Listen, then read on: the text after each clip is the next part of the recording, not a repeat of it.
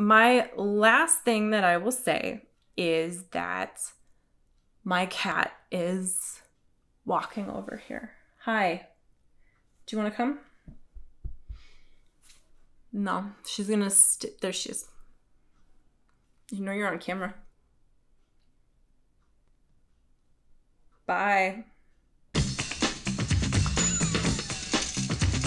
Hey everybody, welcome to November's Indie Book Club episode, edition, meeting. I don't know what we call this, but here we are. It's November, and that means it's time to talk about Johnny Lycan and the Anubis Disk. I'm still wearing my Halloween gloves, still doing a little bit of a Halloween-y thing since we're doing paranormal fantasy this week. I've got my little bat pumpkin right here. And the hat is in honor of the author of this book, Wayne Turmel, who often wears a very similar hat, as well as a certain Chicago-based wizard, which we will talk about in a little bit. Johnny Lycan and the Anubis Disk is about a young gentleman who is a Lycan, a werewolf. He has lycanthropy. It's not an origin story. He is full werewolf right from the beginning. He gets hired by a rich guy to retrieve an Egyptian artifact or some kind of artifact that was stolen in transit that this rich guy wants back, which, as you might guess, is the Anubis Disk. And so the story is all about him tracking down who stole it and figuring out what it does and fixing all the problems that go along with that. I'm going to start by reading chapter 1, not the whole chapter, the first page. This is not from the book. I have a PDF of it. I have not yet ordered the actual book. And even if I did, it's not out until November 19th. So it wouldn't be here anyway. So here we go. Night of the full moon. The Russian tasted like borscht and cheap cigarettes. Well, his blood did. It's not like I actually ate him. I wasn't that far gone. But with that much blood flying around, some of it got into my mouth, and as nasty as it tasted, I licked my lips and felt it fuel my anger. It was righteous anger, too. The bastards had the 20-year-old tethered by her wrist to a bed, and she was screaming her head off. She gawked at me, took a breath to shriek some more, and yanked on the leather cuff around her wrist, like it would magically let go this time. Good girl, Megan. Scream your butt off. Bring the cops so I can bail out of here and let them get you home. Of course, she may have been more than a little freaked out by her would-be rescuer. 6 feet of shaggy, gore-besmirched, pissed-off Lycan will elicit an emotional reaction. The two tattooed gangsters, blatmois was the Russian word, were doing a fair amount of screaming themselves. The younger one held the shredded remains of his gun hand, staring stupidly at it while cursing me, God, his partner, and his boss for getting him into this. I'm guessing. I don't speak Russian. It didn't matter. He'd pass out in a second and no longer be my problem. The other guy, Maxim Kozlov, older, meaner, and a lot smarter, held a bloody hand against the wicked scratch I'd torn open on his chest, and swore with a lot more conviction than his young partner. His heavily inked right hand held a commando knife with a serrated blade. The goon was unnaturally calm, muttering to himself as he shifted the handle in his palm to get the balance just right. No screaming. No stupid moves inspired by rage. This was one dangerous son of a bitch. He didn't know or care what I was. He planned to gut me. I had to keep my Johnny side in charge, and not let Shaggy run the show. That was a good way to get sliced to pieces.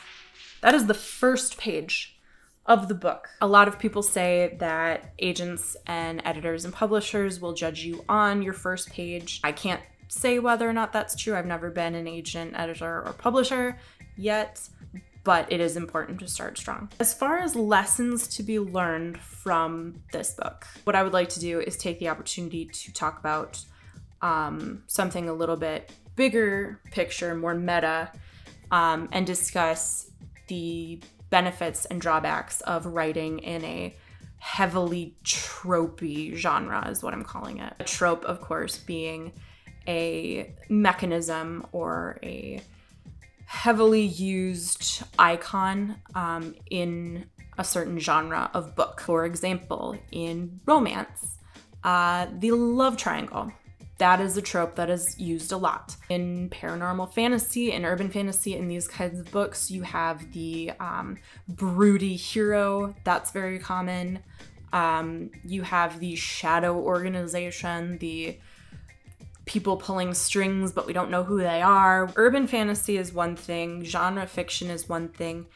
And then when you add in vampires and werewolves, the trope level goes way up. And it's because there's just been so much written in these genres, and there's been a lot of just commonalities. If you're not careful about the tropes you're using and how you're using them, you can literally write a book that has been written not only once before, but multiple times before.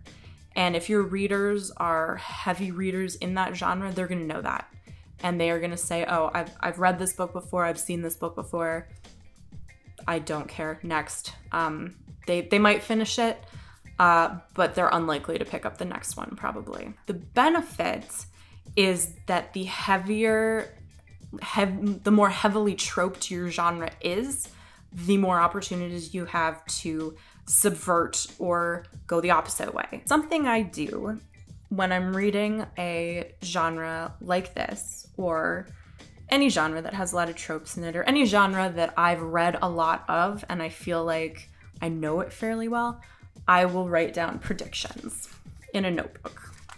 I knew I was doing Indie Book Club for this, so I was writing notes down anyway, but in a number of places I wrote down actual predictions of what I think is gonna happen. I've got like, prediction, this character he wants this thing, and he's gonna, you know, do this to get it. Or prediction, this shadowy figure is actually this person. And I was right about 50% of the time, which I think is exactly how much you want your reader to be right when it comes to that kind of thing, especially your savvy readers, because you don't want them right all the time, or you're gonna put them into a coma and they're just gonna basically go through the book in a daze and forget about it as soon as they're done with it. But you also don't want them so off base in where they think it's going that, you know, by the end of it, they're just like, what did I just read? Like, I thought this was urban fantasy. What is going on? This is not what I was promised. In that way, I think this book was very successful. I think it was very successful. It used the tropes well. It is unusual to have the main character be the monster. Usually we have a human, kind of a boring human, who encounters the monsters and then sits there and says, whoa, look at all these monsters, isn't this crazy? It's very odd to see an actual werewolf be the main character, which is always what you want. You want enough of those twists to keep your reader awake and engaged when you're doing this. You don't want them to fall asleep. But you do want them to kind of go along with you. They read, you know, people read genre for a reason, and it's because it's comfortable. We know what to expect. We know more or less where it's going, but we also want to be surprised. So it's maintaining that balance of meeting the expectation, but also giving enough surprise that the reader feels like they've read something new and interesting. So Johnny Lycan does have a couple of tropes that it uses or borrows really from another place. Being set in Chicago is not a trope. It's just a choice. But the fact that the hero is a werewolf set in Chicago, and there's a very sardonic tone to the prose, it does feel very Dresden Files-y. Is that tropey? Is Dresden Files a trope on its own? I don't know. I think you could probably make that argument at this point. Maybe leave that in the comments and we can talk about that. But it is very similar in tone to the Dresden Files, which can be good or bad. You know, that's one of those things, benefits and drawbacks. Jim Butcher is not Dean Koontz. He's not Stephen King. He's not putting out books every 5 seconds. He puts out, I think, maybe one a year or one couple a year, or one every few years, I think, is kind of sporadic. So when you're done reading his series, when you're done reading the Dresden Files, you're going to need another book. If you want to keep reading that sort of thing, and this is that book. I don't think this was too close. I think it was different enough that it wasn't an issue. Really though, I think the biggest challenge for books like this is not for a reader. Once you get it to a reader, you're kind of over the hump. I think the problem is if you're querying this book to an agent or an editor, they are gonna say, oh, Werewolf, Chicago, urban fantasy, this is Dresden, forget it. This book already got over that hurdle. So in my opinion, this book has already kind of won in a way. Because I'm a nerd and I read all the way through everything, including the author notes and the dedications and all, I happen to know that the second book is going to be set here in Las Vegas. So all of that stuff I said about being derivative of Dresden Files because it was set in Chicago, like, you can throw all that out the window. Like, I am so excited to read a Dresden Lake book set here in Las Vegas. I would read and buy that tomorrow, and I'm sure I would be on here talking about how great it is. Thank you for joining me for this November version of Indie Book Club. Go out and buy Johnny Lycan and the Anubis Disk. It comes out on November 19th. It is available on pre-order on Amazon right now. I'm gonna go grab my hard copy in a moment so I can have it on my shelf and admire it forever. Remember to like and subscribe here on our YouTube page. If you want more about Johnny Lycan or any of our other books, head over to our Medium publication. We have all of this information and more in writing on that publication over there. Have a happy and safe Thanksgiving if you're going to see family, if you're staying at home, if you're hanging out with your pets. Just make sure you're staying safe, and we'll see you next time. Bye.